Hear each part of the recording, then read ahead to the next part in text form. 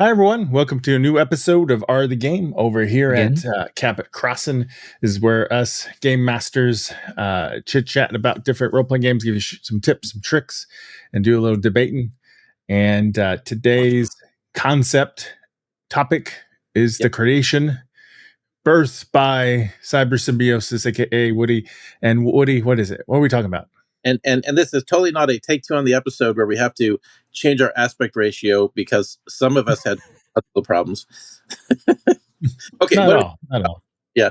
Well, see. It's funny if you draw attention to it, then nobody You cares. shouldn't have drawn attention. Now you're getting all pixelated because it's like, oh yeah, you're a mobile device. Well, okay. So recently, I had an experience where a lady bought one of my books, my RPG, at a local convention, and then took it home, read it, got excited, decided to run the quick start adventure on my website for her players, and then her players got really excited and wanted to keep going, and they thought, this is great, let's do more. And that she doesn't know how to actually run sci-fi games, and what the situation she's in, which I think a lot of players end up in one fashion or another, is the fact that she had a forever game master who left and is no longer available. And so one of them had to take up the job, and she's the one who got it. And so now you have this situation where you're being expected to run a game, and you've never done it before. You don't have a lot of experience. And so what happened is when I was talking to her about the situation, because she reached out to me on Facebook for a little bit of advice, and what I told her was that if you were to take the stories of different like genres, like talk about cyberpunk or post-apocalyptic or fantasy or anything like that, there is really no difference between the stories of the different styles of games. It's just simply the window dressing you put on it. And she could take her knowledge of a fantasy campaign and easily translate that into a more sci-fi setting.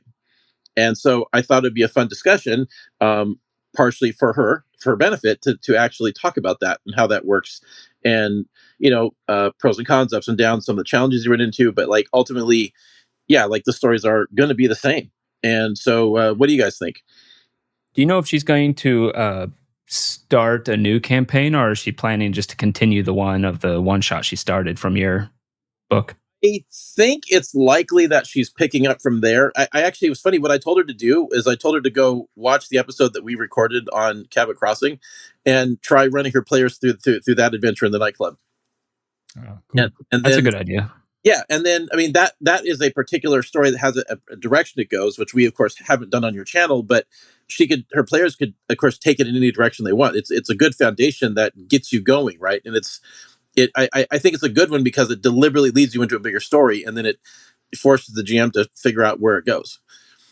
I would also like, to some degree, like you're saying, stories are all similar in the way that they roll out the beats of a story and stuff. It's Yeah. only in the technical plot stuff that changes.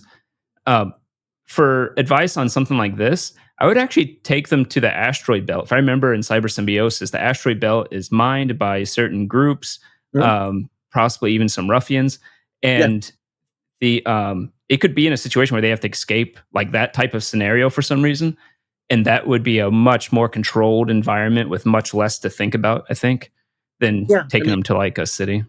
she could totally do that. I mean, it's that environment's not that different, I think, from how it is in the Expanse. Not that I've seen the show, but I mean the idea was more the viewpoint of like as we were just discussing in our previous failed attempt that doesn't exist.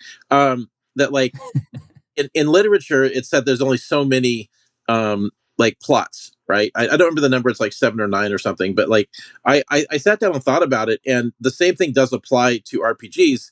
It's just that the kinds of stories are different from literature, right? That we would get into, but there's really only going to be so many basic plots that you could read into, because you got your savior princess, you've got being hired for a mercenary job, you've got going out, like revenge is another good one.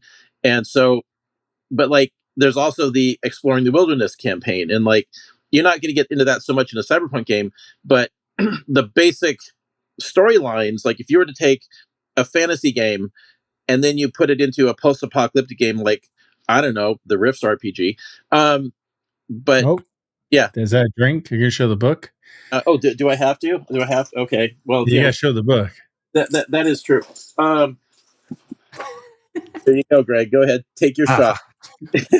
But even still, like, I mean, there's a lot of post-apocalyptic games, but like a lot of the same storylines that you would play in a fantasy game are With exactly. water, totally. You going to be okay there, Greg? and like if you were running a city-based campaign like what you did, Greg, with Art of the Roll, a lot of the storylines from a city-based campaign like that would be exactly the same in a cyberpunk setting. Like if you just replaced everything in the Art of the Roll campaign with guns and cybernetics and cyberspace stuff, it wouldn't be any different, really. Yeah. Yeah. It's very much true, especially if you take a more Star Wars type slant in a way. I mean, it's basically just like the Star Wars setting. You could literally just take all the weapons of D&D 5e and be fine for the most part. Just change a crossbow to a laser gun and a sword to a lightsaber or something, or vibroblade. There was a webcomic I was reading where they were making a gag of like, what if Star Wars was was an RPG, and the guys literally, like, the players go, you just took the weapons list and put the word laser in front of everything. Yes. And someone says laser or blaster. no, I didn't. It says, then they read off the list, 10-foot laser pole, which of course ends up being the weapon that Darth Maul uses, later on. So, of course. Yeah.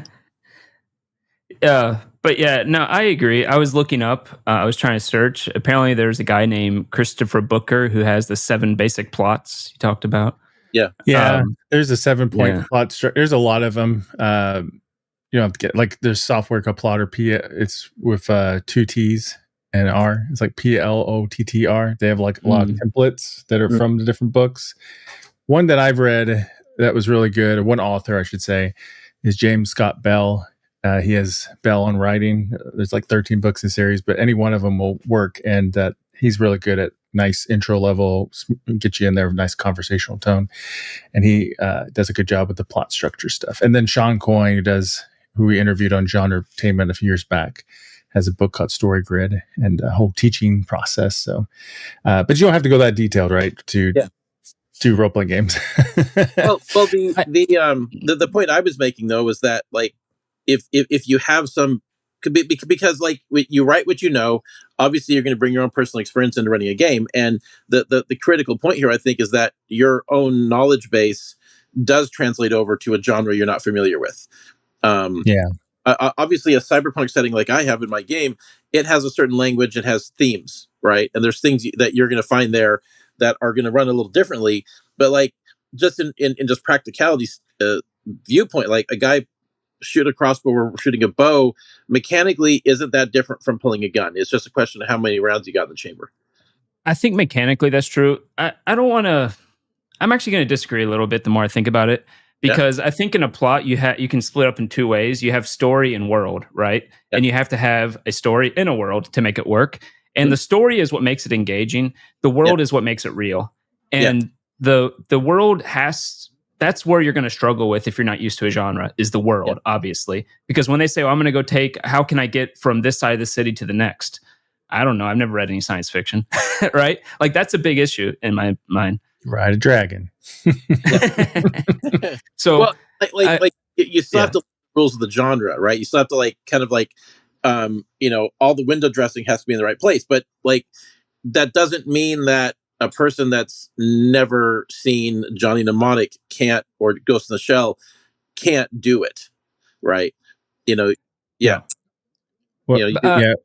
you learn by doing. But what I was gonna say is, that's why I would almost just say, if you're trying to do this, and I don't think it's impossible. I think it's probably not even that hard once you get into it. But go watch our episode on getting started as a GM. And I think the shorter one, not the 4-hour one or whatever. And I think we talked about, I think we talked about how to start small. And I think that's important when you're entering a new world, in a sense, is starting small so you don't have to consider too much at a time, because you will be overwhelmed, especially in a sci-fi setting. In a fantasy setting, everything's just it's happened. There's nothing to imagine too much because you can just go to the real past that everyone kind of knows a little bit about. At least you'd hope these days. But the for sci-fi, it's all made up in a sense. Granted, you're extrapolating for what we have today, but it's Yeah. not as easy. But if you just start small, I don't think it'll find it that hard. If you Yeah. just like make sure it's contained in a smaller area where they can't just go around the universe. Well, Yeah, I mean, that's what's nice about having it in a city, like, because the idea with, Yeah.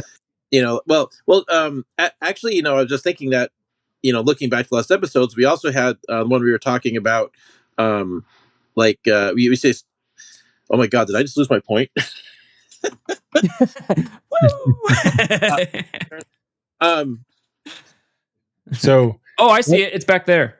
oh great, thank you. one thing I would suggest, if she doesn't know Keep talking. the genre, Yeah. is she could just take something like Cyberpunk Red or something, and just the setting, like the adventure module, and work off of that. I got it. an idea. Yeah.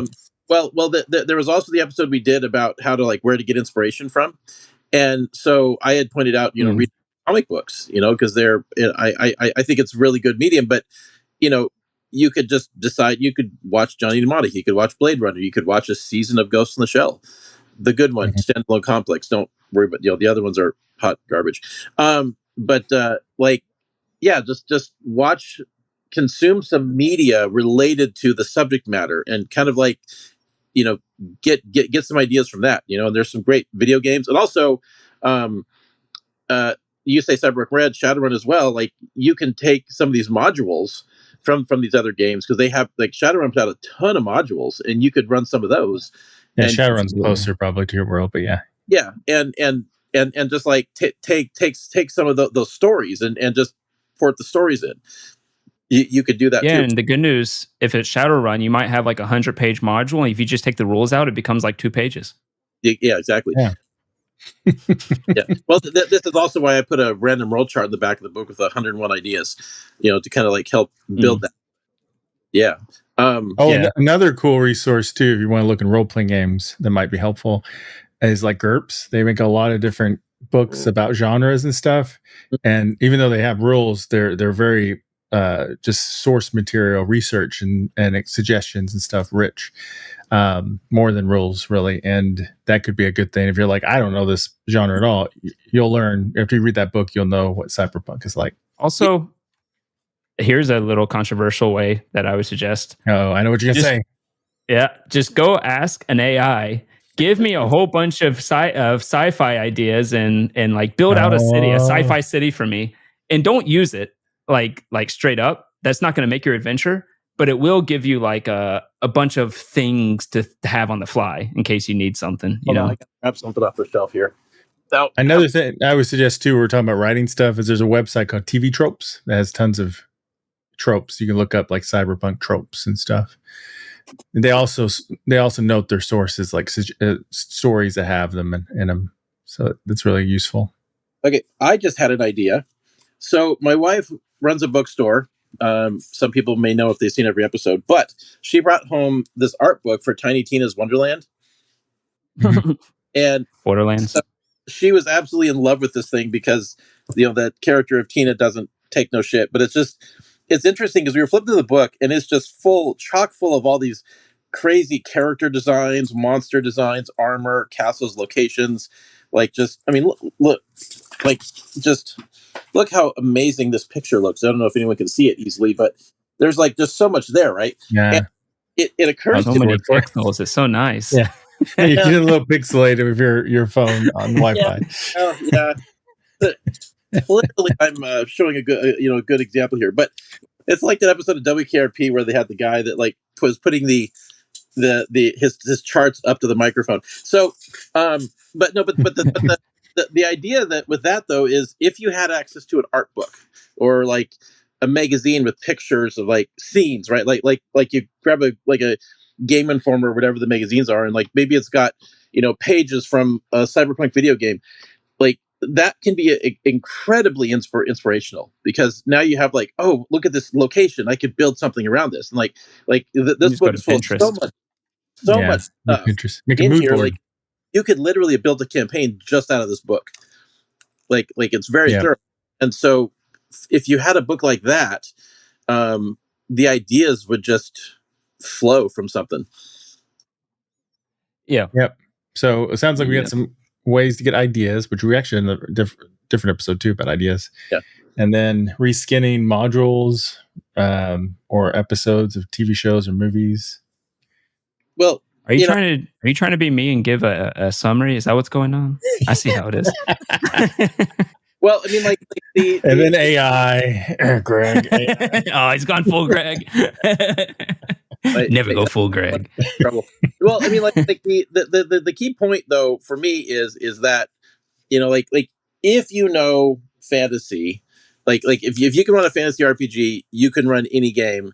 It's just a question of like kind of wrapping your mind around the skin of it, the flavor, like the themes, right? Like kind of like you know it's a car, not a horse-drawn carriage, but like it's not that different. Like the stories don't.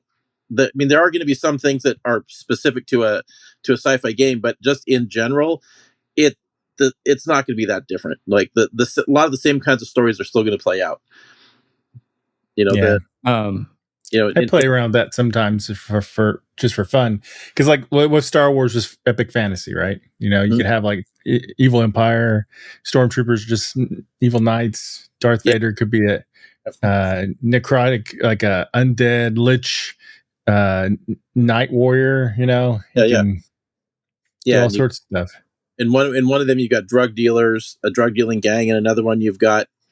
Well, I guess a drug dealing gang. They'd be in both, but it's magical drugs. Yeah, they're dealing potions. Star Wars is like that. You have all types of stories in Star Wars because it is such a freaking mix of fantasy, sci-fi, whatever, even modern day stuff. But I think that's actually a good point, like a good thing, because if like you should be able to tell any kind of story in your setting if you really wanted to. GURP says a U instead of an E, just so you know. What? On your point number 6. Oh. Oops, oh no. What's happening? How did I do that? Let's try that again. GURPS. Okay. I have a lot of 3rd and 4th edition GURPS books. I've never played GURPS, but I find them fascinating. They're very well researched about genres and about history and stuff like that. Well, the Platinum books are good for that too. Like even if you're not going to play the settings, like the research those guys put into the books before they write them are pretty thorough. They do have a Cyberpunk book, but unfortunately, it's not a good reference for what this lady needs. But they, like there are a lot of these RPG companies, like they want to be taken seriously, and the guys that write these books, put in the work. Mm-hmm. Yeah. So we got most story points go across genres, which definitely true. Mm-hmm. Start small if you can, if you're worried about getting the world right. I suggested maybe the asteroid belt, but there's a lot of different ways to start small, maybe in a little city somewhere. Well, I mean, like the world doesn't matter because it is your world, right? And so, yeah, they're playing the game I wrote, and it obviously has a particular setting, but the setting doesn't matter, right? Like if they want to play Cyberpunk, it doesn't matter, right? It's just, it matters a little bit if they're going to build off of that with the same characters. But yeah, well, that's kind of what I'm getting at. Is the world does. It's what makes it real. And if you have no experience getting the world right, it's going to seem awkward. I don't know. No. The point I'm making is like there is no reason to be loyal to the setting that I created in my comic book. Oh yeah. Yeah, like you have this thing you can do. Just ignore Woody. No, yeah. Well, like a friend of mine wanted to do an adventure that takes place in my setting, but it deals with like a warp accident that happened on a planet and creating like a zone where the reality starts to warp and change, which doesn't really fit the setting that well. It's also the exact same plot of a movie from the 80s, but like, but you could do it, right? Like there's no reason why you wouldn't do that in at your table, right? Yeah. Like you can go nuts with it, and it's your story. You don't have the slavish devotion to a particular setting or a particular storyline, unless you're crazy and running a bunch of people in a Star Wars campaign, Greg. But we talked about that. Did we release that episode yet? We talked about that in an episode somewhere. I don't think it's out yet. It Oh, should no, be out I- soon. Okay. too. But it's funny. Well, it will be out by the Yeah. time people watch Yeah, this. But I did put here It will be no funny. loyalty. Here's this. Yeah. No loyalty to Woody / Cyber Symbiosis shoe. Why you Get say inspiration. shoe for? Like shoe. And then get inspiration like comics, games, movies, shows, anime are the ones that were mentioned. Use other material, which I think this is a really good idea, by the way. I didn't even think about that. Yeah, just find other material that has the same genre that you're looking for. Mm-hmm.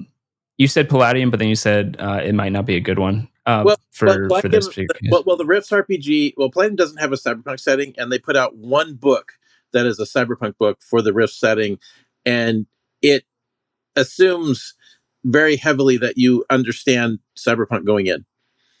Oh, okay. I get that. Yeah. So it's not really a good setting book necessarily for that, but like I did have the experience years ago where a buddy just grabbed a Shadowrun module and ran me through this adventure, and I didn't know it was a Shadowrun adventure until way later. When That's a really good idea. Shadowrun is a that's like one of those where I wish I thought of it. Yeah, I'd seen the module on a shelf at a game store 10 years later. I'm like, oh shit, that looks like what my friend did, So. Yeah. TV Tropes is a website that Mark's mentioned, which could be useful for coming up with ideas if you need that. If you want to be like Greg, not Woody, you can ask AI for random ideas or random world things just to make it seem more real. Yeah, find art. I think this is a great idea, actually. Magazine, art book, Pinterest, whatever you can find art, that can fill out a lot just by finding a few good art images of the kind of world that's interests you. Hey, Google cyberpunk art or fantasy, stuff. And yep. Mm-hmm. And yeah, it really just comes down to whatever it gives you inspiration. I mean, that's what it comes down to, is like, where are you getting inspiration from? Obviously you can't come up with a world setting out of nowhere, in a vacuum, like Descartes thought you could with God, but you have to have like actual knowledge of stuff in order to improve it and to be creative. So you just have to find inspiration from works somewhere. But the bottom line though is that like the storylines, like this, if you had a fantasy story and you felt confident running fantasy and you wanted to run, you now have to have a bunch of players say, run me cyberpunk. Like, then obviously not everything that would appear in a fantasy game will appear in a cyberpunk game, but at the same time, like, you can reskin those adventures and they will generally transfer right over in a lot of cases. So it's like, don't be afraid. If you got a fantasy story, if you got a fantasy story, just use it. Put laser in front of everything, like laser crossbow, laser sword. Don't be afraid to make mistakes and get it wrong. Like just get in there and do it. If someone makes fun of you for doing something dumb because it doesn't make any sense, just laugh at it because it is funny. And then discreetly stack the dice against them in the next encounter. Like I had one episode where I had to like say something about cooking, and I was like, it's salty and savory and and sweet. And they're like, did you just name all the different types of taste? I'm like, yeah, I don't know anything about cooking. That was from Art of the Roll, right? Yeah. That sounds so familiar. So, all right. Well, I think we have an episode, guys. I think we do. Yeah. All right. Well, everybody, I hope you enjoyed that episode of Art of the Game. Don't forget, we got comments. Let us know what you think. What are some tips you like to share? Some stories you like to share with us. Let's make it a conversation. And of course, don't forget to like, subscribe, and all that good stuff, because that helps. Tell me why I'm wrong. I like it when people tell me why I'm wrong. Tell Greg why. Call Greg wrong. And why you should steal Woody's shoes. I don't know why we're shoe. And tell Greg why AI is evil and left bad shoe to be destroyed. All right. Well, thanks everybody for watching, and until next time, keep plotting. Cyberpunking. Oh yes, plotting. Keep punking. Keep running games. When the dice roll high, we touch the sky. But when they crash, it's a bad